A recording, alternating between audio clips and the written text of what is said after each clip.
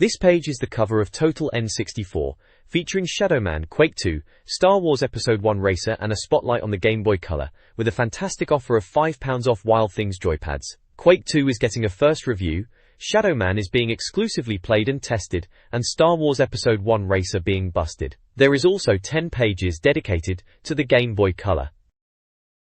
The next page is an advert for Simply Games, touting the best games, the best prices and free worldwide delivery. They are advertising N64 games like Jet Force Gemini, Shadow Man, Hot Wheels Turbo Racing, StarCraft, NFL Quarterback Club 2000, and Pokemon Snap. They are also doing a deal on Dreamcast consoles, with one free game for £189, each game £35.99. The site address is http://www.simplygames.co.uk. This page is the editorial from Total N64, featuring a rather intense image of someone in sunglasses and a smaller image of a creepy dude with red eyes. Simon Phillips, the editor, kicks things off with a celebratory tone, declaring the software drought over and bidding farewell to American sports sims. He mentions upcoming exciting games and apologizes to Coxie for having to redesign Boyzone. The page highlights the reviews of Quake 2 and 4-1 World Grand Prix 2, welcoming them back with open arms. There's also a nod to World Driver Championship and Shadow Man. Phillips ends with a thank you to readers and an encouragement to join in the fun. This page is the contents page for Total N64 issue 30, August 1999. The cover features Shadow Man with the tagline, "Acclaim have developed some storming games over the years, but Shadow Man is the greatest ever." The magazine features previews of games like Destruction Derby 64, Command & Conquer 64, WWF, WrestleMania 2000, Wild Water, Road Rash 64, and Zelda, Gaiden. Reviews include World Driver Championship, F1 World Grand Prix 2, Quake 2, and Shadowgate 64. Boyzone has a major overhaul this month with tips, reviews, exclusives with Game Boy developers and Godzilla news. Regular sections like Insight, Critical Mass, Interaction and Boyzone are listed with their respective page numbers. The cover highlights the inclusion of Game Boy Color coverage and boasts an exclusive, played and rated review of Shadow Man. This page is the contents page, showcasing the magazine's highlights. Rayman 2, WWF Attitude, and Armorines make an impression in the Insight section. World Driver Championship is featured, asking if it's the Gran Turismo beta. Star Wars Episode 1 Racer is busted, and promises a special guide to help you use the Force. Fighting Fantasy is mentioned, and there is an exclusive £5 off voucher. Other features include Better Than Turok 2, Sheepskin Coats, and It's Army Tiger Woods. This page is a full-page advert featuring a close-up of a man wearing glasses, with what appears to be some sort of skull reflection in one of the lenses, and an 8-ball design on the man's forehead. The next page is a feature article titled Dead Man Walking, and a side panel states Feature Shadow Man. It seems to be hyping the savior of the N64, who strides purposefully through fields of pink Yoshis and plumbers with oversized moustaches. It includes 3 small images, one blurry, one of a face behind glass, and another of a bald man. This page is a continuation of the Shadow Man article, diving deeper into the game's cutscenes and darker themes. The reviewer praises the high-quality, movie-like cutscenes and the voice acting, taking a jab at Mario 64's voice work. The article paints Shadow Man as a twisted counterpart to Zelda, highlighting its gory and mature content, setting it apart from the sickeningly cute titles of the time. It draws comparisons to films like The Haunting and The Exorcist, emphasizing the psychological horror elements. The antagonist, Legion, is described as having an evil plan to harvest souls and unleash undead hordes. Overall, the article positions Shadow Man as a mature and disturbing game that will sicken the player. It also shows tarot cards labeled Book of Shadows, Les Cartes, Garde Marché, Le Serpent, and screenshots of the game. The next page continues the Shadow Man feature with a section called Defile on File, suggesting a look into an Fribby-style casebook related to the game. It contains helpful information on the Five, and hints at Jack the Ripper's journal containing top-secret info about the asylum's design. The page shows several serial killer report-style blurbs, with files on characters like Lizard King, Pero Man, Video Nasty Killer, Home Improvement Killer, and Jack 2. There is also a criminal profile of the home improvement killer, complete with an artist's impression, and a photograph of a crossed spouse symbol affixed to a videotape sent to the police. The page includes information about Marco Roberto Cruz, including his height, weight, place of birth and scars and tattoos. A comparison of True Form and Dark Soul, detailing etheric weapons in Shadow Man, is also shown. This page, still focused on Shadow Man, kicks off with friends like these. It delves into the Shadow Man's unusual allies like Agneta, a voodoo priestess who foresaw the world's end, and Jaunty, a skeletal snake in a top hat who's apparently buddies with Jeffrey Dahmer. The article muses on whether you can trust a snake, of course. The feature then describes Mike, the Shadow Man himself, as a departure from typical video game heroes, being black and moving in a laid-back way. He's not thrilled about his job of stopping Legion, especially considering his tragic backstory involving his family's murder. The review praises Shadow Man's gameplay, calling it versatile and easy to execute, drawing comparisons to Castlevania and Tomb Raider. Finally, it declares Shadow Man as probably the best-looking console game, especially with the 4MB expansion pack. This page is another part of the Shadow Man feature. It starts with Comic Apocalypse, noting the game's origin in Acclaim Comics graphic novels, encouraging readers to check out an interview with Acclaim Studios' T-side to see how the comic influenced the game. Next up is Shadow Party, describing the game's launch event as a dark and frightening affair. Attendees were dressed in paper forensic suits and whisked away to a secret location for a pyrotechnic and audio-visual assault. Finally, the Asylum Seeker describes Mike Leroy's transformation into Shadow Man in Deadside. This form is recognizable by a glowing mask implanted in his chest. As Shadow Man becomes more powerful, the mask and eyes glow brighter and he gains voodoo tattoos called gads, which give him new powers.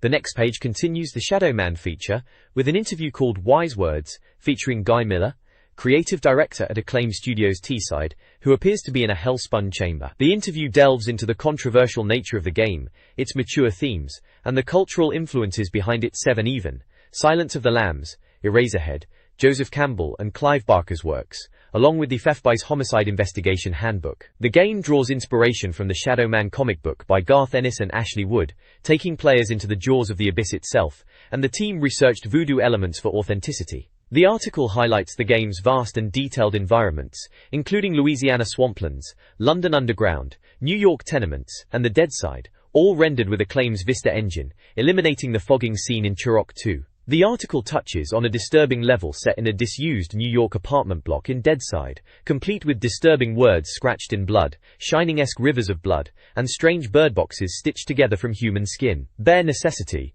explains the role of Luke Leroy's teddy bear as an emotional link between Luke and Shadow Man, enabling travel between Liveside and Deadside using the Shadow Mask's power. This page is a feature on Shadow Man, calling him a man of many talents. It highlights the unique control system, where each of Shadow Man's arms can be controlled independently, and can be aimed at 2 different enemies. The article also describes Shadow Man's abilities, such as being able to lift his legs under his chin to spring backwards and grab ledges, and the use of gads as voodoo powers. The interview with Guy Miller, creative director at Acclaim Studios' T-side, continues. He mentions one of the programmers built an altar to Legba and ended up in an institution, so apparently don't mess with voodoo. He touches on the Vista engine, which allows for expansive exterior landscapes without fog. There are over 40 cutscenes with an hour of in-game speech, and the game takes approximately 70 hours to complete. The article also mentions that Shadow Man was always intended as a trilogy. As a secret, Shadow Man wears totally groovy flares in a section of the game. When asked in 5 words why people should check out Shadow Man, Guy Miller says it's an incredibly awesome atmospheric horror experience. The next page continues the Shadow Man feature with sections titled Gatecrasher, Spectral Weaponry, and Serial Thrillers. Gatecrasher explains that Shadow Man's progress is hindered by various barriers that require different strategies to overcome, like finding keys or collecting dark souls. Fiery doors are opened with prisms collected from dead serial killers.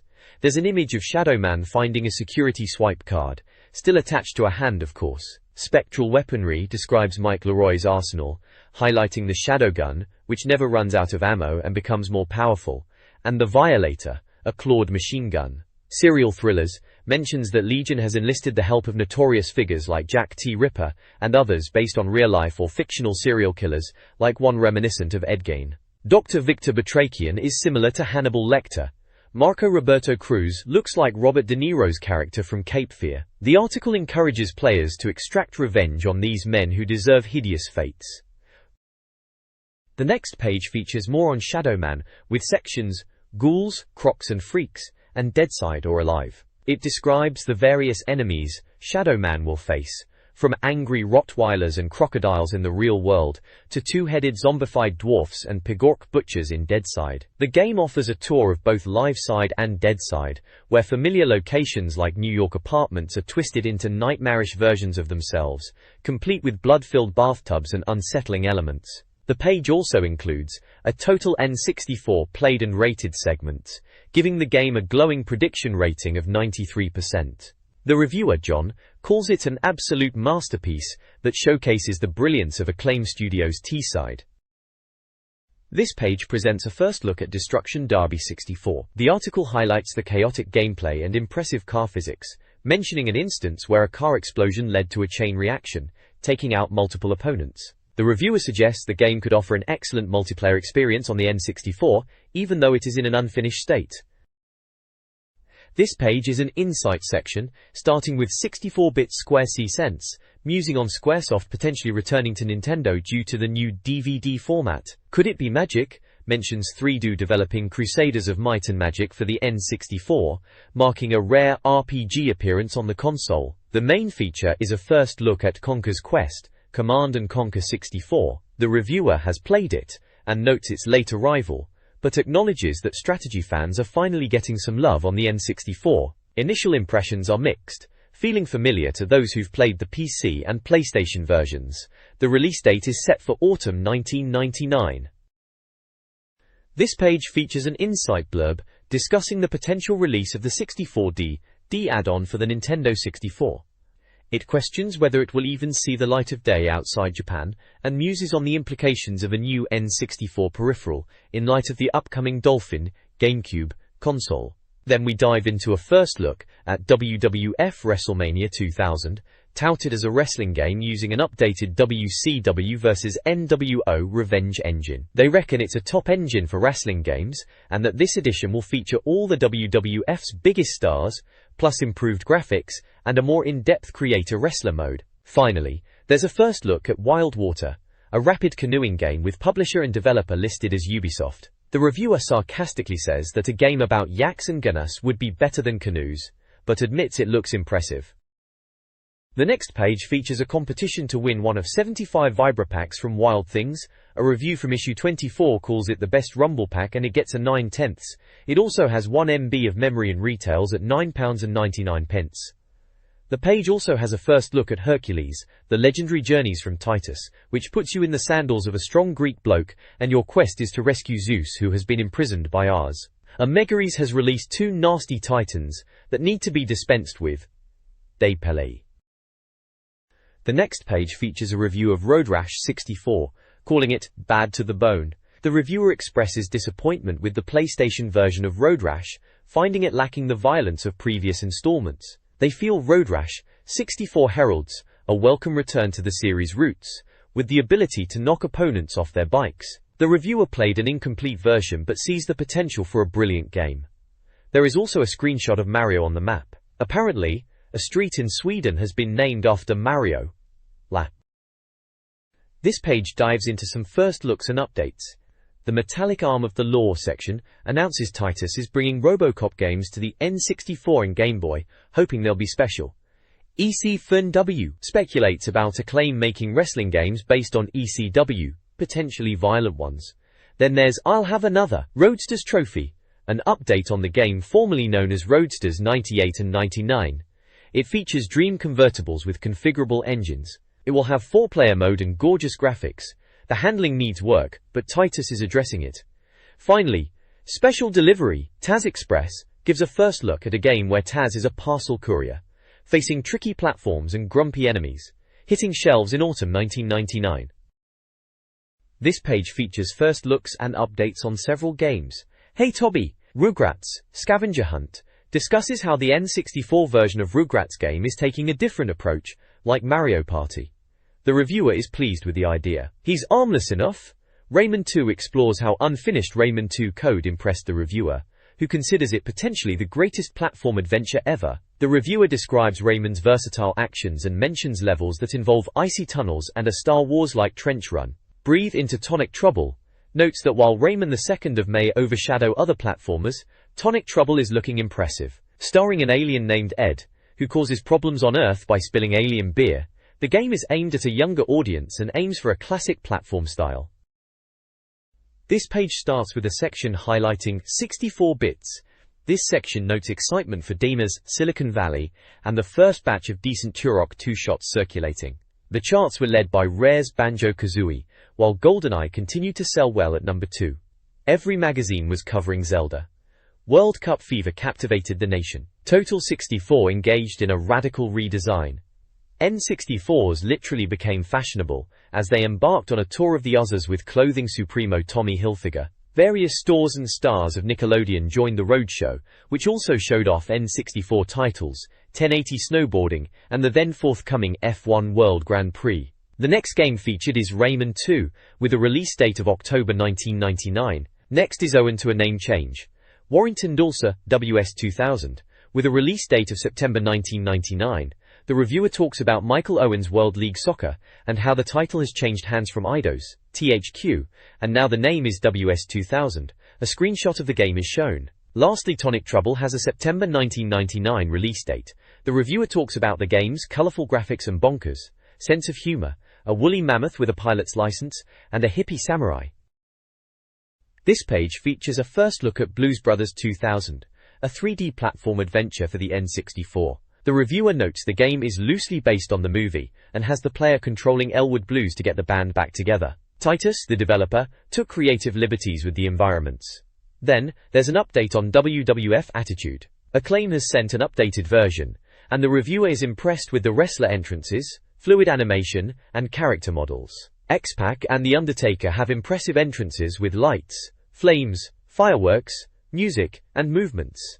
The release date for WWF Attitude is autumn 1999.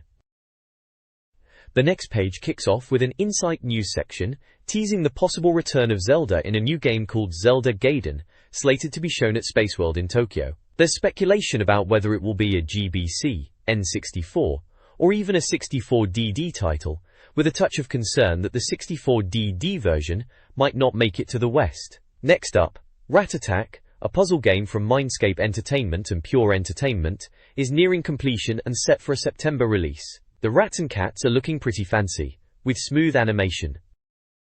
This page features Insects Dharma Armorines, a preview of Acclaim's upcoming shooter, Armorines, drawing comparisons to Turok 2 and Starship Troopers with bigger bugs. The reviewer notes that the game is unfinished but impressive, with bugs that make Turok 2's dinosaurs seem cuddly. The weaponry looks like they even put the cerebral boar to shame. There's a new Pix tag highlighting exclusive screenshots from the game.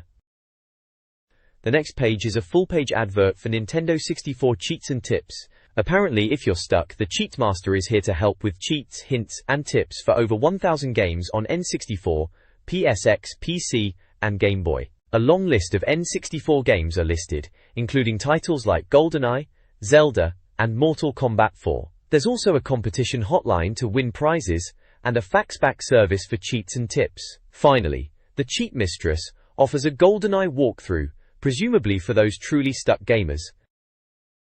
This page is a chart attack page from Total N64 magazine, covering the top games. First up is the Blockbuster Top 10 chart, where Star Wars Racer takes the top spot, followed by Rogue Squadron. Rally 99 comes in at number 3, with WCWN, WOO Revenge, FIFA 99, South Park, The Legend of Zelda, Mission Impossible, Micro Machines 64 Turbo, and F1 World Grand Prix rounding out the list. Next, there's Depty Top 10, which seems to be a similar chart, but with some variations. Star Wars Racer is still at number 1, with a couple of shifts like The Legend of Zelda and Turok 2 finding a place here. Then, Total N64 Most Wanted chart shows Rayman 2 as the game everyone's clamoring for, followed by Perfect Dark and Donkey Kong Country. Lastly, The retro chart 1 year ago lists Banjo-Kazooie as the champion, followed by GoldenEye 007 and World Cup 98, GT64, Forsaken, Yoshi's Story, Extreme G, ISS 64, Rampage World Tour and Diddy Kong Racing. The next page offers the release dates insight with a listing of upcoming games divided by month. In July we're looking at 4x4 Mud Monsters, F1 World Grand Prix 2, Harrier 2001, In Fisherman's Bass Hunter, Mario Golf, Monaco Grand Prix, Monster Truck Madness, New Tetris, Pokémon Snap, Quake 2, Survivor Day 1, Tetris and Tonic Trouble, Core. For August, there's Carmageddon 64, Command & Conquer, Duke Nukem, 0 Hour, Gex 3, Deep Cover Gecko, NFL Blitz 2000, NFL Quarterback Club 2000, R/C Revolt, Shadowman and Tonic Trouble. September includes Army Men, Sarge's Heroes, Gauntlet Legends, Hybrid Heaven, Jet Force Gemini, Lego Racers, Ogre Battle 3, Paperboy 64, Rayman 2, Road Rash 64, Roadsters Trophy, StarCraft, and WWF Attitude. October and beyond features Army Men, Sarge's Heroes, Biohazard 2, Daikatana, Donkey Kong 64, Eternal Darkness, Jungle Emperor Leo, Mario Golf, Nuclear Strike, Perfect Dark, Pocket Monster Pikachu, Ridge Racer, Revolver Rika, Road Rash 64, Shadowgate Rising, Tonic Trouble, Top Gear Rally 2, Top Gear Hyperbike, Turok 3, 12 Tales, Conker's Quest, WCW Mayhem, Winback, WWF WrestleMania 2000, Xena and Zelda. Finally, there's a form to fill out your top 5 played and wanted games for a chance to win a game. This page features a review of World Driver Championship for the Nintendo 64. The reviewer sounds pretty chuffed, claiming the game is a slick piece of kit and praises it for being a highlight in the racing genre alongside F1 World Grand Prix 2. The next page showcases a variety of game reviews. F1 World Grand Prix 2 gets a look in at a score of 36. It seems the reviewer is going for a ride with Paradigm's latest model. Quake 2 gets a score of 40, noting that the sequel is red hot.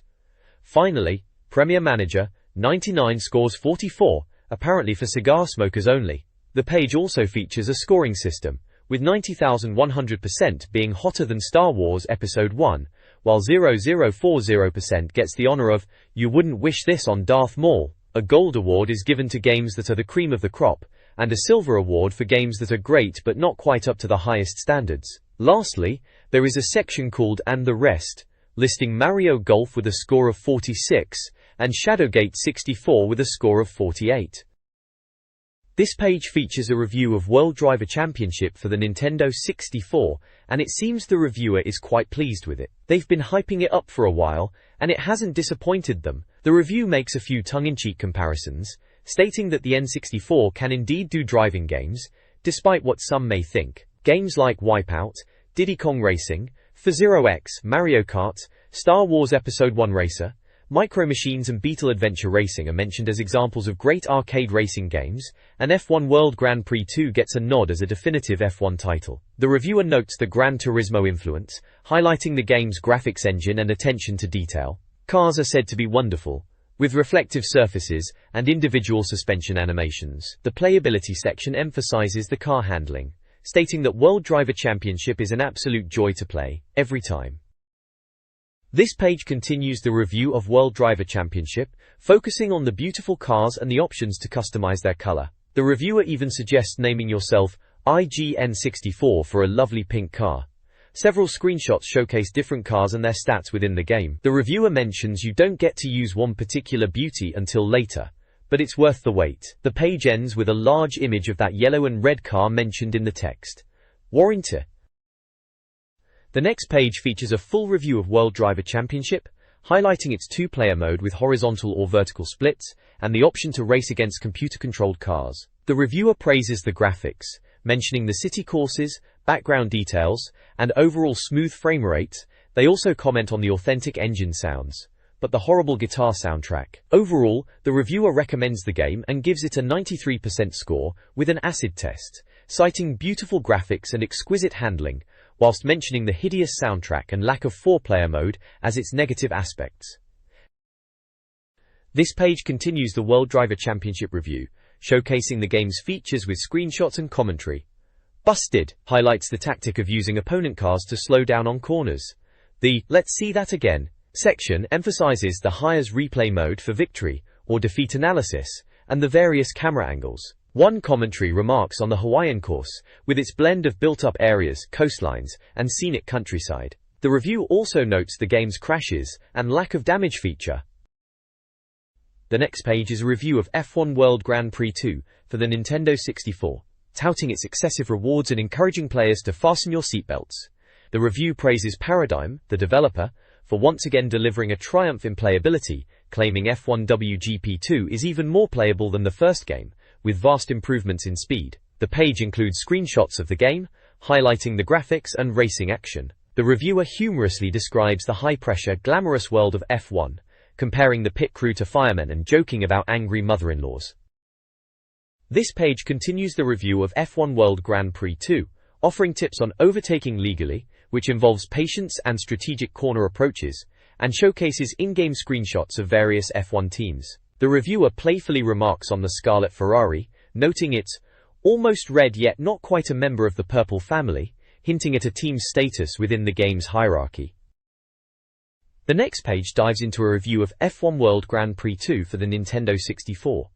The graphics, while not drastically overhauled from the original, are still solid. The developers focused on realism by eliminating the poseur elements, like scantily clad models. Driver AI is greatly improved, with cars now manipulating the entire track width and showcasing aggressive or cautious behavior. The game includes new team colors, updated rosters, and the complete 1998 season schedule. The reviewer, Lee, calls it a definite improvement, and the game earns a 91% rating. The acid test praises the faster gameplay and updated stats, but notes the familiarity to the original and slow multiplayer. The next page presents a review of F1 World Grand Prix 2 for the Nintendo 64, highlighting improvements over the original, such as enhanced graphics, a focus on realism by removing poseur elements, and greatly improved driver AI. The game features new team colors, updated rosters, and the complete 1998 season schedule. The page showcases various screenshots of the game, illustrating different aspects like track environments and car damage. There's a Busted section with tips on illegal overtaking and advice on cornering techniques. The courses section features several tracks, including Albert Park, Interlagos, Monza, Monte Carlo, Silverstone, and Suzuka, each with brief descriptions. The reviewer, Lee, seems impressed, with the game earning a 91% rating, and the acid test praises the faster gameplay and updated stats, while noting its similarity to the original. This page is a review of Quake 2 for the Nintendo 64. The reviewer pits it against titans like GoldenEye and Turok 2, questioning if it can stand its ground. The review praises the multiplayer mode as a highlight, and emphasizes that you need friends, and the game's dedication to high-octane visceral thrills. Graphically, it might not be as sexy as Turok 2, but it runs faster, and without fogging. The page includes screenshots of the game in action, and highlights the need for the expansion pack for optimal visuals. Ultimately, the reviewer considers Quake 2 a must-buy for N64 owners. The next page is a continuation of the Quake 2 review. It gives tips on finding hidden areas and secrets within the game, like cracks in the walls that lead to treasure and power-ups. The page also continues to promote purchasing the expansion pack to enhance the game's visuals. This page continues the Quake 2 review, focusing on the weapons available in the game. It highlights the Super Shotgun as the most used in the single-player campaign, even if it isn't the most powerful. The BFG gets a mention, praised for its devastating power despite its slow firing rate. The review touches upon the sound design, comparing it to something out of Doctor Who, adding an intriguing atmosphere. It also mentions the somewhat weak storyline about the Strogg and defending Earth, ultimately concluding that Quake 2 is more about the multiplayer experience, citing that Rasta Productions put a lot of effort into this aspect, to ensure there are a wealth of options such as Deathmatch, Frag Teams, Flag Wars, and Death Tag. The reviewer, Simon, notes the smooth gameplay but mentions that the graphics take a hit to maintain the frame rate. He finds little fault with the game overall, giving it a solid 93%, and recommending it to those seeking a fun multiplayer experience on the N64, until Perfect Dark arrives. The next page moves on to discuss the neighbors from hell in Quake 2, showcasing 6 of the more frustrating enemy types. We get a glimpse of the Gladiator, packing a powerful railgun, the gunner armed with a machine gun and grenade launcher, the fast-moving berserker, and the aerial attacker, the flyer. The tank, loaded with weapons, is described as a boss-like encounter, and the Icarus is labeled a pain to shoot, thanks to its agility. The page also includes a busted section with some humorous trap warnings, and a comment about checking out the minced-up bodies in combat. Overall, it's a guide to the various threats awaiting players in Quake 2. This page features a review of Premier Manager 64. The reviewer jokes about needing a sheepskin coat and gold to enjoy it, wondering if you need to swear while smoking a cigar to play this game. The review mentions Kevin Keegan's involvement and questions his appearance on the box, noting his current role as England manager, with the reviewer stating this soccer management title has been long overdue. The review highlights the depth of the game, suggesting that with the aging option, games can last for months. Screenshots show player stats and team tactics. It states the N64 version is a direct port from the PlayStation version, including the team tactics available. There is a section dedicated to the players and squads. The game features ratings for each player and disciplines to manage. Wards. The next page delves deeper into Premier Manager 64, calling it a real highlight. It praises the game's use of the Actua Soccer engine and Barry Davies' commentary, boasting it's superior to the PlayStation version. The review humorously notes the game's TV-style camera, which can zoom in and out so much that you lose track of the on-screen action. Yaksh. Further details include the choice of starting as a lowly third division team and the financial challenges that come with it, and you can also delve into the transfer market, sell players, release them, and manage contracts. The reviewer concludes that Premier Manager 64 is for all footy fans on the N64. The game scores an impressive 89%. The acid test highlights real players and teams as a plus, but lacking excitement as a negative. The next page is a review of Mario Golf for the Nintendo 64. The reviewer humorously describes it as a game where a fat plumber goes clubbing with his mates and a dumb-looking ape. They acknowledge Mario's popularity and prolific appearances in various genres. The review notes the inclusion of the full roster of Mario characters like Mario, Luigi, Donkey Kong and Peach. Graphically, the game is sound but not overly special, although it does have nice animations and is colorful. It touches on the Japanese version and the potential language barrier, but ultimately remarks on its fun factor, as long as you know what you're doing. This page continues the review of Mario Golf for the Nintendo 64. It showcases different aspects of the gameplay, including putting, driving, and chipping. Luigi is highlighted as an underrated character, with the reviewer starting a campaign for his lovable cosmetics and cheeky golf style. The review also touches on the club slot feature, describing it as a fruit machine that selects the clubs you'll use. In a humorous way, the reviewer emphasizes the game's overall greenness, stating that it's everywhere. The page concludes with a rating of 73%, noting the game is fun, but mostly in Japanese. The acid test lists positive aspects like fun elements, and a negative of being largely unreadable due to the language barrier. The next page features a review of Shadowgate 64, Trials of the Four Towers. The reviewer humorously highlights the abundance of doors in adventure games, dubbing a section Doors Are Us. They note that while the game promises a wild and mysterious adventure, the gameplay falters, leaving players in graphically disappointing dungeons. The review is less than enthusiastic, mentioning the game's drab graphics and a Summerfield reduced basket reference, hinting at its uninspired nature. The reviewer even quips about the doors opening when pushed but then closing behind you. Overall, it doesn't sound like a thrilling adventure. This page features a review of Shadowgate 64, Trials of the Four Towers. The reviewer starts by sarcastically summarizing the plot, highlighting its unoriginality, and saying the game isn't going to break any innovation records. The review then highlights some in-game features, such as the pickaxe's versatility, a lengthy discussion with a confined magician, and bone usage for opening doors. The opening drivel section criticizes the game's drab opening and its attempt to emulate PlayStation titles. Screenshots depict medieval settings, feuding groups, and a barren landscape, while further images show the monkey puzzle and a glow-in-the-dark skeleton. The puzzling example section features a puzzle of the 3 evolution stages of man. The game scores 60%, and according to the acid test, it is graphically pretty with large levels, but lacks excitement. This page is a full-page advert for subscriptions to Total N64 magazine, highlighting free gifts like a controller, tremor pack, and trendy bag, all delivered free.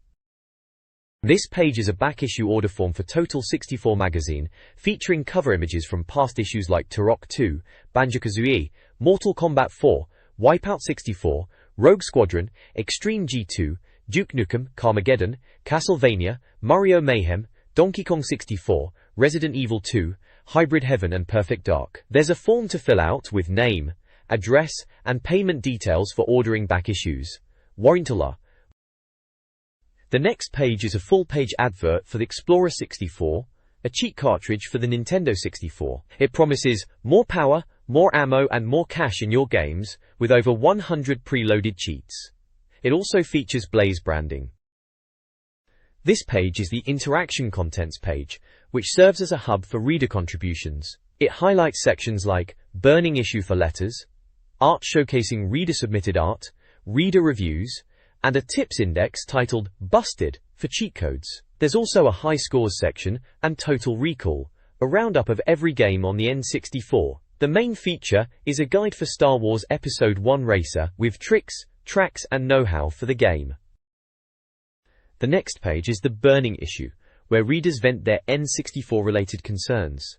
One reader expresses disappointment with the N64 software market and coverage in magazines, especially compared to the PlayStation and upcoming Dreamcast. Another reader worries about the future of gaming due to the rise of internet gaming and its potential cost. Readers are encouraged to send their opinions to burning_issue at rapide.co.uk for a chance to win prizes from Gamester LMP, like an N64 steering wheel or tremor pack, and there is a clear N64 console and game pictured along with the accessories.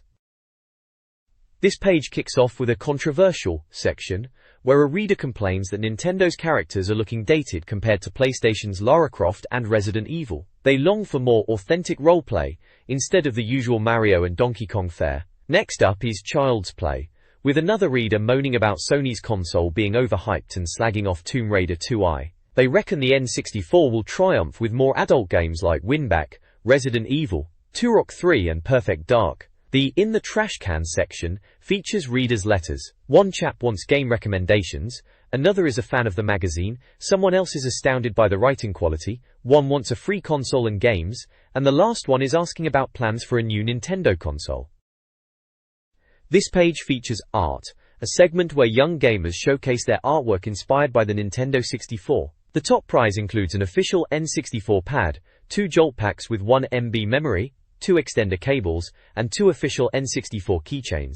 Runner-up prizes are a Jolt pack with 1 MB memory and an official N64 keychain. The artwork displayed includes drawings of characters from games like Zelda, Mortal Kombat, and South Park, each with the artist's name and age.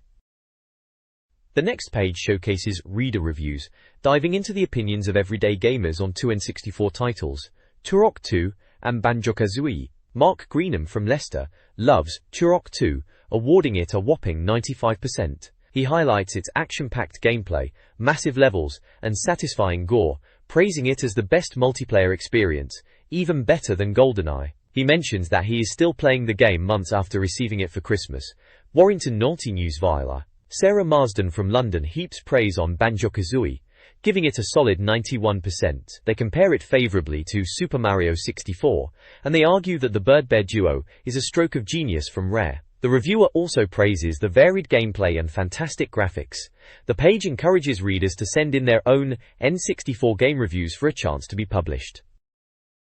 This page is a full-page advertisement for Interesting Devices Limited, offering imported games, accessories, and merchandise for various consoles like PlayStation, Nintendo 64, and Dreamcast. They also offer services such as console modifications and region conversions, with a free gift for orders over £50. The next page features a Tips Index Busted section, focusing on cheat codes for various games. There's a spotlight on Superman for the N64, giving cheats for playing as a car, infinite vision powers, and level select. Also included are cheats for A Bug's Life, specifically Level Select, and WWF Warzone, with codes to call in other wrestlers for assistance in a match. The page is topped off with a disclaimer for the WWF Warzone cheats, stating it results in instant disqualification, and the games listed include names such as Ahmed, Bret Hart, Bulldog, Farouk, Goldust, Kane, Shamrock, Mankind, Mosh, Owen Hart, Rock, Shawn Michaels, Steve Austin, Thrasher, Triple H and Undertaker. This page in the Total 64 magazine features a cheats section, highlighting tips and cheat codes for a couple of Nintendo 64 games. First up is Fighting Force 64, offering cheat codes for special moves, weapons on the first stage, and a cheat to unlock all of the bazookas. Then the page features Mystical Ninja 2 starring Goemon, with codes for alternate costumes and a 4-player mode. The page builds on the cheat codes from the previous page and adds more titles. Butoir. The next page presents more cheats, this time for Super Smash Bros., including changing outfits, accessing the item menu, specifically for the non-Japanese version, tricks like how to discard swallowed opponents as Kirby, stealing lives in team battles, and rotating characters in their bio section. Unlock Jigglypuff, Mushroom Kingdom, Teeness and Luigi by completing specific in-game goals. Then there's NHL 99 cheats, including Big Player Mode, Big Head Mode, viewing the ending sequence, faster gameplay and clock options, camera flashes, removing goalies, harder checking, and alternative goal sounds. Finally, Star Wars Rogue Squadron gets some love with codes to fly the TIE Interceptor and alter the radar display. This page is the cover of Total N64 magazine, featuring Star Wars Episode 1 Racer. The cover boasts that it's based on the biggest movie of the year and the biggest license ever. The game apparently got a review score of 95%. Also included is a complete guide inside the magazine. A small section called History reminisces about older Star Wars arcade games and how far the franchise has come, leading to the release of Racer following the success of Rogue Squadron. The next page dives into Star Wars Episode 1 Racer. Continuing from the cover's hype, it features gameplay screenshots and tips for success, including advice on upgrading your pod racer and navigating tricky tracks. There are sections like Getting Started and Flag 'em Down, along with a visual guide to the liveries of different racers, which you can bring up during the game. All in all, a complete guide to dominate the races. The next page is all about Star Wars Episode 1 Racer and dives into the Amateur League. It offers tips and tricks for the Boonta training course and Mongaza Speedway, including numbered guides with screenshots showing ideal routes. It advises players on avoiding rocks, pillars, and offers quick tips for dual control mode.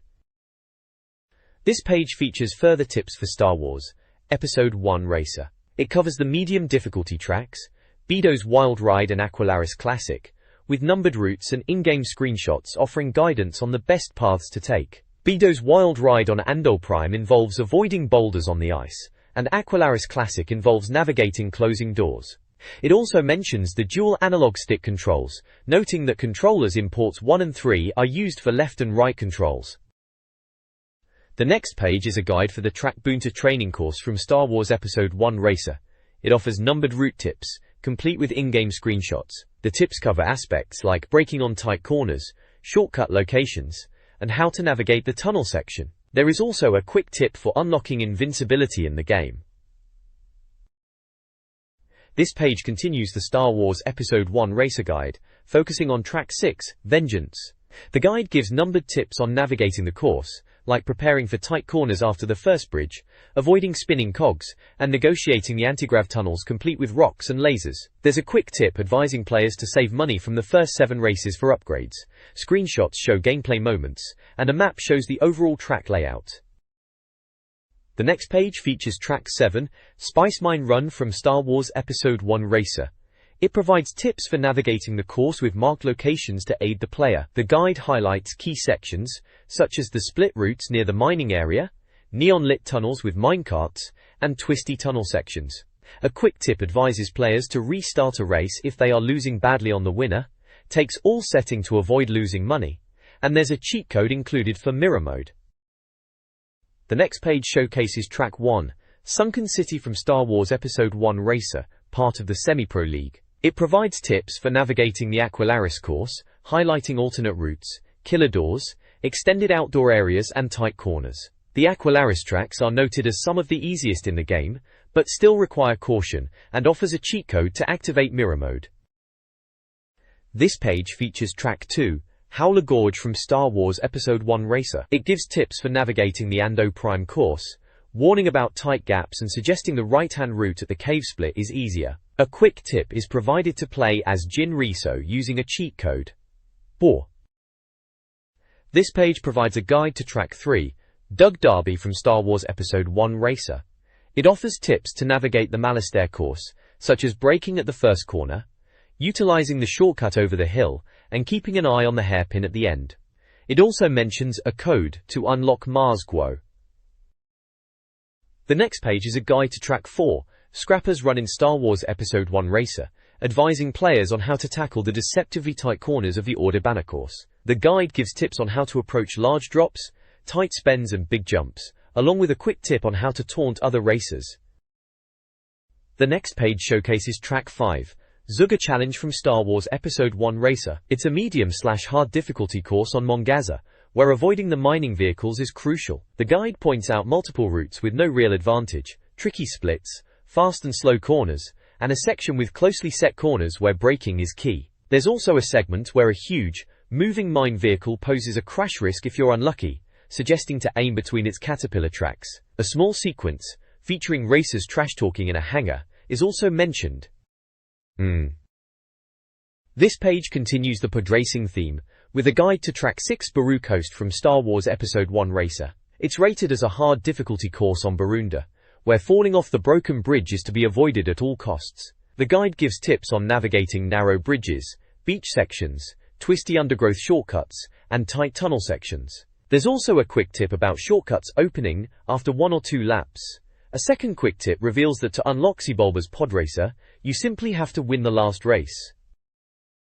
The next page gives you the lowdown on Track 7, Bumpy's Breakers from Star Wars Episode 1 Racer, rated as a hard difficulty course on Akularis. Crashing at the hairpin is to be avoided at all costs. The guide highlights several tricky sections, the initial jumps and subsequent right-hand corner, a series of sharp corners requiring careful braking, a waterfall section where the ground drops away, a split in the track, and a very tight hairpin left. A quick tip advises to avoid clipping the side, as it will cost you in repairs. There's also a reminder that double tapping Zimmer flashes your vents. The next page offers a guide to Track 1, Executioner from Star Wars Episode 1 Racer. It's a hard course on Uvo IV, so watch out for those rocks in the antigrav tunnels. In it, Track 1. The guide gives tips for 5 key sections of the track: a tight gap between pillars, a downhill tunnel section, a tricky drop into an antigrav tunnel, a turning door, and a wide open area with 4 routes. The second path from the left is recommended for smoothness. There is an included quick tip about the turbo boost to use at the start. Key section. This page showcases a guide to Track 2, Sebulba's Legacy from Star Wars Episode 1 Racer. The difficulty is marked as hard on planet Malastare, and the advice is to avoid indecision and stick to a route. The guide offers 5 key tips, including watching out for lights and hidden rocks, taking the right path at the split, using the cave for a quicker route, dealing with tight turns if the cave is missed, and dropping off the cliff edge in the open area. A quick tip mentions that the different pods have different characteristics and can be upgraded. The page also features screenshots and an upgrade screen showing traction, turning, accel, top speed, air brake, cooling, and repair. Also there is an Anakin Skywalker pod selection screen, Tab E. The next page provides a guide for Track 3, Grabvine Gateway in Star Wars Episode 1 Racer, set on planet Barunda with a hard/very hard difficulty. The advice warns against going too fast in the twisty canyon section. 5 tips are given, including using a shortcut by a sandstone pillar, taking it easy through the twisty canyon, choosing a route around the tribal statue, navigating the waterlogged section, and staying to the right on the broken bridges. A quick tip advises using the corner map to spot shortcuts, while noting that shorter routes may have more traps. The page includes a track map with numbered sections and screenshots of the game. Finally, there's a quick tip segment about unlocking hidden characters and tracks, though the specific details are not listed. The next page offers a guide for Track 4, Andolby Mountain Run in Star Wars Episode 1 Racer, set on Andol Prime with a medium/hard difficulty. The guide warns to avoid falling rocks. 5 tips are provided, including making decisions on multiple routes, taking it slow on sloping corners, staying central in the narrow tunnel, avoiding balanced rocks on the snowfield, and being cautious in the canyon area. A track map with numbered sections and screenshots are provided. The page also includes lap time and race time records for various races on different circuits. Sebulba on the Bunta Classic Circuit, Aldarbido on Bido's Wild Ride, and Rats Tyrell on Howler Gorge. This page provides a guide for Track 5, Deathro's Revenge in Star Wars Episode 1 Racer, set on Odd Eye Banner with a hard difficulty. The guide warns about crashing off the edge. 5 tips are provided, including mixing speed and care on the first curving section, being careful in the open sections, taking shortcuts in the open section, using the on-screen map, and staying central over the jumps. A track map with numbered sections and screenshots are provided. The page also includes a quick tip for boosting speed. Finally, the page shows lap time and race time records for Mohonic on the Andobi Mountain Run and Galactic Circuit, and for slide parameter on App Centrum and Invitational Circuit. Mactable. The next page offers a guide to Track 6, Mountain Rally, in Star Wars Episode 1 Racer, this time set on Barunda. The difficulty ramps up to very hard/super hard, and the key advice is to avoid the lava at all costs. The guide walks you through 5 sections of the track. First is a downhill section with a waterfall jump, second is navigating sharp corners and logs, third is staying away from the lava, fourth is more lava-fueled fun, and finally a section through the Sandstone Canyon. A track map with numbered sections and screenshots is included. There is also a quick tip about engine damage. The page also lists lap time and race time records for Clegg Holdfast on Aquilaris Classic and Amateur Circuit, and for Bullseye Navia on Sunken City and Semi-Pro Circuit. This page continues the pod racing action with Track 7, the Boonta Classic from Star Wars Episode 1 Racer, now back on Tatooine. The difficulty remains very hard, with the warning to avoid all costs. The guide details 5 sections of the track. The first section offers a choice of routes through rocky canyons, the second is a right-hand side rise with an easier jump, the third involves narrow and twisty choices, the fourth is a tricky section with dead ends, and the fifth is a gas pocket area that can cause explosions. A track map with numbered sections and screenshots is included. There is also a quick tip. The page also lists lap time and race time records for Arc Bumpy Roos on Bumpy's Breakers Semi-Pro Circuit and One Sandage on Scrapper's Run Semi-Pro Circuit. Quay. This page continues the Star Wars Episode 1 Racer coverage with Track 1 and also Prime Centrum from the Invitational League. The difficulty is rated as hard/very hard, with the warning to avoid getting lost. The guide details 5 sections of the track. The first section offers a choice of 2 routes through caves. The second provides about 5 paths to choose from around a large, round structure. The third section involves multiple routes through the city, while the fourth warns to keep an eye out for the exit ramp. The fifth is a final jump leading to the start area. A track map with numbered sections and screenshots is included. The advice given is that the track has pretty lights and flashing colors, so keep your eye on the track. The page also lists lap time and race time records for Bozzy Baranta on Abyss Invitational Circuit and Navaki on Barukos Semi-Pro Circuit. The next page continues the Star Wars Episode 1 Racer coverage with Track 2 Abyss from the Invitational League. The difficulty is rated as very hard/super hard. The guide warns to avoid falling off the open edge track. The track guide details 5 sections of the track. The first corner is very tight and has no sides. The second is looser but equally deadly, and the third requires staying on the top track, while the fourth is the start of a major shortcut. Finally, the fifth is a deceptively tight left-hand corner. A track map with numbered sections and screenshots is included. The advice given is that this track contains some really hard corners which should be taken with care at all times. The page also lists lap time and race time records for Ben Quadinaros on Inferno Invitational Circuit and Team Topagalis on Mongaza Speedway Amateur Circuit. This page switches to Track 3, the Gauntlet on Uvo IV, with a difficulty rating of hard and a warning to avoid the exploding gas pockets. The track guide lists 5 key points: lining up early for a narrow gap, navigating the exploding gas pockets in the desert area, using the map for a shortcut, taking the tight hairpin corner carefully, and preparing for the anti-grav tunnel section. A track map, with numbered sections and screenshots, is included. The advice is that the scrapyard sells second-hand goods, but that you will often find parts you would not earn until much later. The page also includes lap time and race time records for Mars Guo on Spice Mine Run and Bowls Raw on Zuga Challenge. The next page dives into Busted, Track 4, Inferno from Star Wars, Episode 1 Racer, set on a Nido Prime, which is ranked as medium/hard difficulty, highlighting the need to avoid falling rocks. The guide offers tips for 5 key sections of the track, including shortcuts after the series of arches, coping with erupting track sections, route choices, navigating tricky dust and smoke areas, and handling the lava caves. As always, there is a map with numbered points, gameplay screenshots, and a quick tip box, suggesting players watch the race map for shortcuts. Lastly, there are lap and race time records for Fudsang on the Vengeance Amateur Circuit and Toy Dampener on the Executioner Galactic Circuit, and a little comment on the end of the game with a cheeky reference to the Force and a final comment. This page is an advertisement for Rapid Publishing, who are seeking editors, writers and designers to work on their existing titles, such as Total PlayStation, Station, Games Animal, and Total Control, and other new projects. It also includes an advert for Cheats Tips and Solutions, offering cheats online, facts, and an interactive cheat service on premium rate phone lines, which includes a list of phone numbers for different platforms, adventure games, and cheat types. We pay for the return fax/cheat, and includes a fault line and a warning to ask the phone owner before calling. The next page is a collage of scores and times from various games. We've got 1080-degree snowboarding with high scores for different levels, GoldenEye 007 level times achieved by Richard Dunn and John Hunter, and Diddy Kong Racing UK race times for various tracks.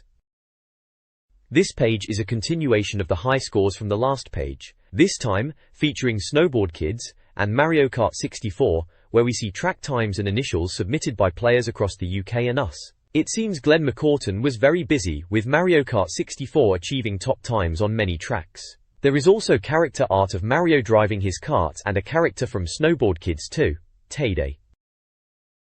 The next page shows off some high scores for F1 Grand Prix, Wipeout 64 and Rally 99 edition. F1 Grand Prix features the best times for various countries, with names like Ben Yarwood and Glenn McCourton battling it out for the top spot. Wipeout 64 showcases the best race times and lap times on different tracks, with Rick Jones and Paul Stocks dominating. Finally, Rally 99 edition presents stage times for various locations around the world. Andrew Stevens is clearly the king of the rally here.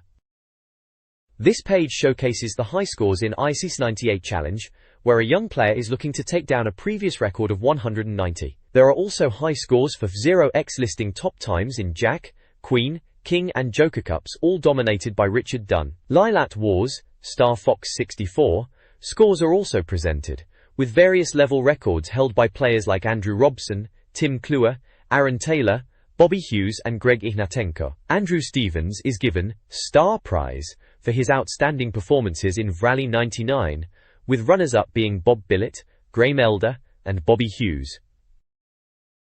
This page offers a sneak peek into next month's issue of Total N64, teasing reviews for WWF Attitude, Shadowman, and ISS 2000. The magazine also promises a driving guide for World Driver Championship for the N64. Looks like they're gearing up to dive headfirst into the world of wrestling, spooky adventures, and footy action. The issue is on sale July 30th, 1999, so mark your calendars, ready to get your game on. The next page is a review roundup called Critical Mass, a guide to N64 games. It starts with a scores on the doors rating system from 90,100%, which is essential to 0040%, where only masochists need apply and should just buy a PlayStation.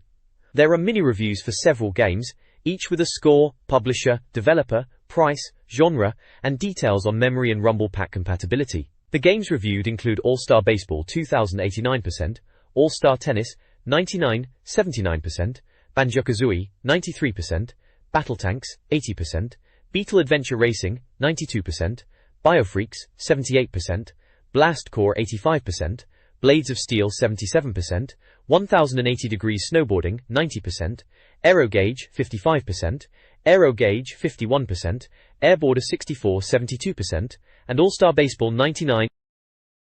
This page is another review roundup, continuing from the previous page and focusing on more N64 games. It's called Interaction Total Recall Best Shoot Em-Ups, with the best being a big splash on the page. It kicks off with a list of the top shoot em-ups: GoldenEye, Rogue Squadron, Turok 2, Lilat Wars, and Forsaken. Then it moves into more mini-reviews. Games covered include Body Harvest, 90%, Bomberman 64, 65%, Bomberman Hero, 71%, Buster Move 3, 75%, Buster Move 3, 75%, Charlie Blast's Territory, 71%, Cruisin' USA, 51%, Cruisin' World, 73%, Dark Rift, 73%, Dezaman 3D, 52%, and Diddy Kong Racing, 92%. The page also features a Caught in the Web section, recommending a website with some humorous content about monkeys. The next page starts with Best Racing Games, showcasing Mario Kart 64, Diddy Kong Racing, Wipeout 64 and Micro Machines. Under the heading, On the Decks, acclaimed beats, the magazine reviews Forsaken, the music, an album by The Swarm, describing it as a thrilling electronic music experience. Moving on to the game reviews, Forsaken gets a 91% score, and is described as a seriously sickening shooter. For0x scores 90% and is praised as a stunningly fast and playable game. Other games reviewed include Fighting Force, 65%, GAS Page, 64%, Dual Heroes, 53%, FIFA 64, 85%, Glover, 82%, Doom 64, 84%, Glover, 82%, Fighters Destiny 84%, Extreme Egg 74%, Extreme Egg 74%, and F1 World Grand Prix 90%.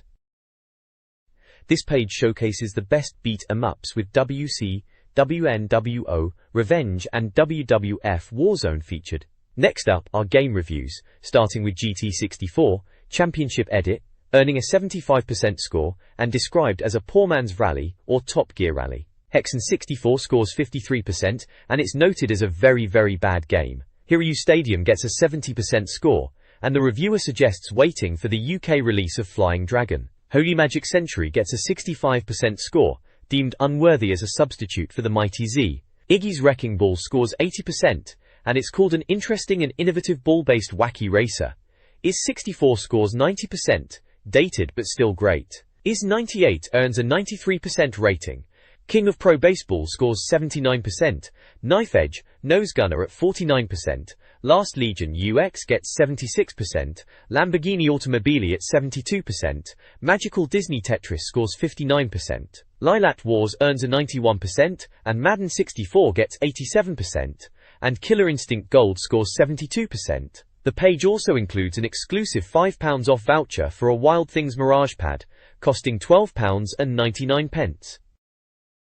The next page is bursting with N64 game reviews, starting with a Best Platformers section. Mario Kart 64 leads the pack with a whopping 93%, followed by Banjo-Kazooie, Glover, Yoshi's Story, and Starshot. Then we dive into individual game reviews.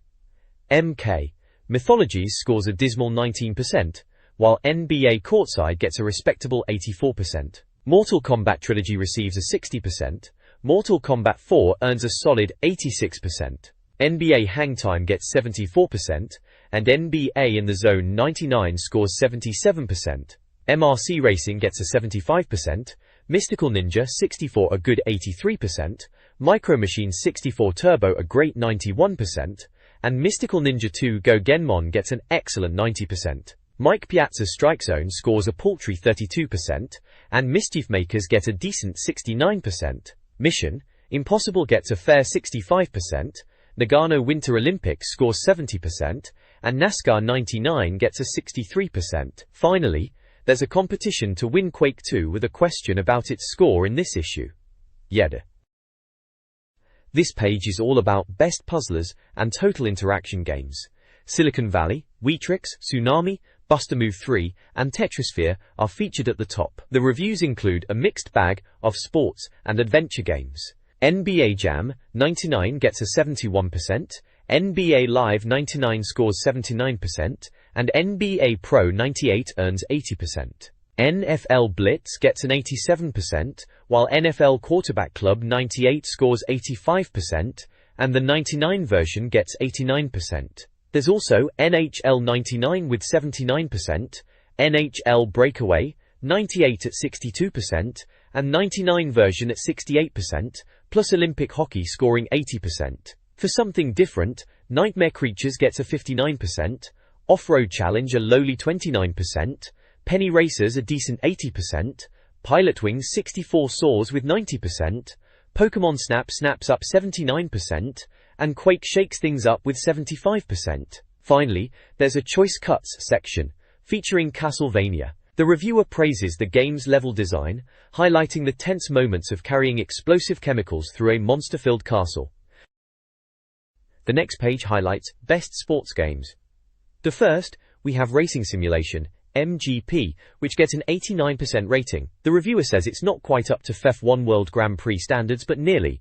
Then there's Rakuga Kids, a dodgy Konami beat-em-up that gets a 70%. Following that we have Rampage 2, Universal Tour with a 71% rating, described as a sequel that leaves loads to be desired, and Rampage World Tour getting a 52%, which reviewer calls a mess. Robotron 64 earns a 53%, Rush 2 gets a 77%, with the reviewer saying it's better than its predecessor. San Francisco Rush is given 76%, while S.C.ARS gets 84%. Shadows of the Empire gets an 80%, described as underrated in the Star Wars universe.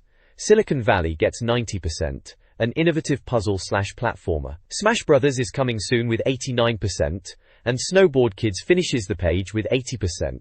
There's also a competition to win Star Wars Episode 1 interactive bank systems by Thinkwangway Toys, specifically Darth Maul and Obi-Wan Kenobi versions. The question, who does Anakin Skywalker grow up to be?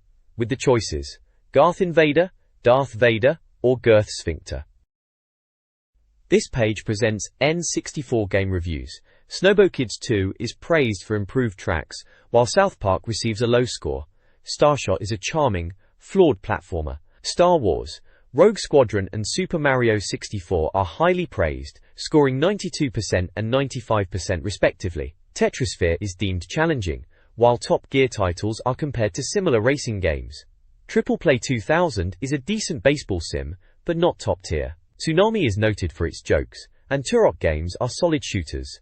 Star Wars Episode 1 Racer and Lilat Wars are also lauded. Super Bowling receives a poor score. The reviews conclude with a feature on Lilat Wars, Star Fox 64, highlighting its history and marketing of the Rumble Pack. A variety of N64 game reviews are presented, ranging from positive to negative. Many titles, such as Wave Race 64 89%, Wipeout 64 93%, and Zelda, Ocarina of Time 95%, receive high praise. Other games, like Twisted Edge, Snowboarding 65%, and WCW Nitro 39%, receive significantly lower scores. Reviews often compare games to other titles, highlighting strengths and weaknesses, such as the superiority of some sports and wrestling games over others. A winner game campaign encourages fans to advocate for a Metroid release on N64.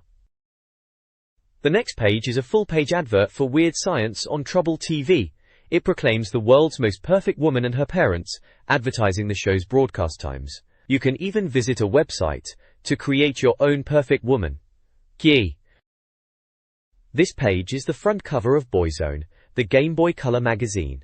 It features a vibrant purple Game Boy Color, a bold title, and proclaims itself as the Game Boy Color magazine. The main review is for WWF Attitude on the Game Boy Color, promising a handheld wrestling experience akin to the N64 version, whatever that means. There are also news snippets, reviews, tips for Zelda, Link's Awakening DX, and a big crawfish feature covering other GBC games you won't want to miss.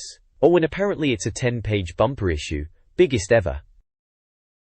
The next page is the Boyzone news section, promising changes, probably for the better, as the old look caused epileptic fits in small children. The new Boyzone aims to be the most dapper-looking Game Boy Color magazine anywhere in the world. Lee went to Croydon to hang out with Crawfish Interactive, developers of Rainbow Six, Street Fighter Alpha, and Godzilla, the series. Reviews this month include Buster Move 99 and International Superstar Soccer 99. There's also news on Spawn for the Game Boy Color, which they hope will be better than the PlayStation game, as it couldn't be worse. Finally, Silver Streak Pinball, an arcade pinball title from Tarantula, will feature multiple playing areas and will be backwards compatible, due out by the end of summer. This page starts with news that Microsoft is planning to release 5 Game Boy Color games by the end of the year, including Microsoft Soccer, the Best of Entertainment Pack, the Puzzle Collection, and Microsoft Pinball Arcade. CG is also working on other titles, with Mask of Zorro as a likely choice. Next up, Ghosts and Goblins will be a port of the NES version, offering the same 8-bit experience where you play as a ginger-bearded knight rescuing a damsel in distress. Finally, Shinen, a German developer, is working on 2 GBC games using their own sound chip. These include a horizontal shoot-'em-up called Iridian, and a puzzle game with over 160 levels, already looking impressive in early development. Then there is the Ants game review, based on the animated movie. Infogrames is behind the game, featuring voices of Woody Allen and Sharon Stone. It's rumored to be backwards compatible with Game Boy and Game Boy Pocket, with an October 1999 release penciled in. The next page features a Boyzone Crawfish feature, highlighting Crawfish Interactive, a Game Boy Color developer. It covers their work on titles like Rainbow Six and Godzilla, the series, suggesting their ambition and business acumen. Rainbow Six on the GBC is described as capturing the atmosphere and gameplay of its larger PC counterpart, with tactical discretion and courageous application required, and is due for release in September. Godzilla, the series, is about playing as the famous monster, smashing through levels and fighting military forces using fire breath and tail slashes. The screenshots give a good idea of the look and feel for both games. Cherry. The next page kicks off with Street Fighter Alpha for the Game Boy Color, previewing the game's transition to the handheld. It notes the impressive graphics and the inclusion of 16 original characters and moves. The page then dives into the Crawfish interview, featuring Cameron Shepard, the managing director of Crawfish Int. The interview discusses the success of the Game Boy Color, Crawfish's game development process, and advice for those wanting to enter the games industry. Shepard mentions Crawfish is working on PlayStation and Dreamcast titles, but can't reveal details. When asked about developing a GBC title based on a movie or existing game, Shepard mentions converting classic arcade games is fun. Shepard also discusses Crawfish's current projects, including Godzilla, the series, SFA, and Rainbow Six. He teases a fourth unannounced title, calling it a retro classic. This page is a review of WWF Attitude for the Game Boy Color, published by Acclaim and developed by Crawfish. The reviewer notes that wrestling games can be difficult to convert to handhelds, and the two-button control scheme limits the number of maneuvers possible. Despite this, it features big names like Stone Cold Steve Austin, The Rock, and The Undertaker. The reviewer concludes that if you're a WWF nut, you won't get anything better on the Game Boy, but overall, it's pretty average. The next page features reviews for Paperboy and Buster Move 4. Paperboy, published by Midway and developed by In-House for the Game Boy Color, gets a positive review, suggesting it's a solid conversion that captures the frustrating difficulty of the arcade original. The reviewer jokes it might not deliver. Chortle. A snippet from the Daily Sun newspaper is shown with a headline stating, "Paperboy calls it quits," and mentions accusations of negligence and vandalism, with falling subscription rates. Buster Move 4, published by Acclaim and developed by Crawfish, also gets a favorable review, redeeming the franchise after a previous poor showing. It's described as a good fit for the Game Boy, and introduces new ideas, including a bizarre pulley system. The reviewer believes that fans of the series will find it a worthwhile purchase. The reviews are accompanied by screenshots of gameplay and the Boyzone rating graphic. The page concludes with the magazine issue number and page number. This page has reviews for International Superstar Soccer, 99, and Pocket Bowling, both priced at £25. The International Superstar Soccer, 99 review laments that the Game Boy Color version is a shoddy port of a great game, with abysmal graphics. The reviewer mentions unofficial team names like Ronarid and Backham, and advises readers to avoid it. Pocket Bowling is deemed equally boring, despite attempts to make it enthusiastic, with dull gameplay. The next page features reviews for two Game Boy Color games, All-Star Baseball 2000 and Maya the Bee and Her Friends. All-Star Baseball 2000, developed by Real-Time Associates, seems to have translated well from its N64 counterpart, offering a large database of players and teams. The reviewer suggests it's a fine effort for the miniature market and worth a trial run. Maya the Bee and Her Friends, also published by Acclaim, surprisingly offers enjoyable yet simplistic software, which is a rarity on the GBC. The reviewer highlights its teasing team-solving puzzles and the unique feature of manipulating 3 characters simultaneously, making it a worthwhile addition to any GBC collection. This page is titled Boyzone Handy Hints, offering tips for various games. It includes tricks for Ken Griffey Jr. presents MLB to easily win the home run derby and give a pitcher 163 wins. Then there are hints for The Legend of Zelda, Link's Awakening DX, on how to get the red and blue clothes. Moving on to Mortal Kombat 4, there are extra credits, tips and combat codes for playing as Reptile, disabling throws, fighting Reptile, switcheroo, and dark combat. Reptile's moves, alongside character-specific moves for Fujin, Liu Kang, Quan Chi, Raiden, Reiko Scorpion, Sub-Zero, and Tanya are listed. Finally, there are cheats for Super Mario Bros. DX, to access the lost levels and You vs. Boo games, and a tip to continue forever. The next page is an advertisement for Total Control magazine. The ad features an original Game Boy with a blue image on the screen, likely teasing content within the magazine. The tagline is, "Find out who saved Nintendo. With power must come. Control," promoting issue 10, which is on sale now.